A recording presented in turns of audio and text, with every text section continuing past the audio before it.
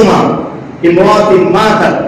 কোন মহিলা যদি মারা যায় ওয়া যাওজুহু আনহা, তার স্বামী বেঁচে আছেন, রাদিন দাখালাতিল জান্নাহ, স্বামী যদি বলে ইন্তেকালের সময় মন থেকে, সমাজকে দেখানোর জন্য নয়, জানাজা নামাজে বলতে হবে এই বলার জন্য নয়,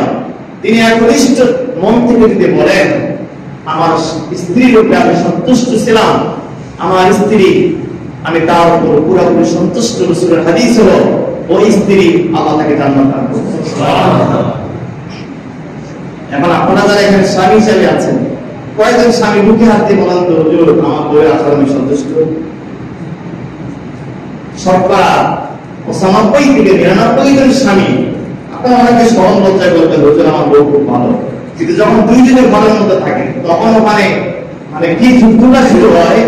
এটা ওই দুইজনে আপনারা জানেন। সুতরাং স্ত্রী যদি এমন জীবন গঠন করে যেতে পারেন, স্বামীরা এমন খেদমত করেছেন, স্বামী এত সন্তুষ্ট, স্বামী তার আচরণে এত মুগ্ধ হয়ে গেছেন, রাসূল বলেন এমন অবস্থায় যদি কোনো মা, কোনো বোন অর্থাৎ কোনো মেয়ে লোক যদি স্ত্রী লোক মারা যায় আল্লাহ তাকে জান্নাত দেবে।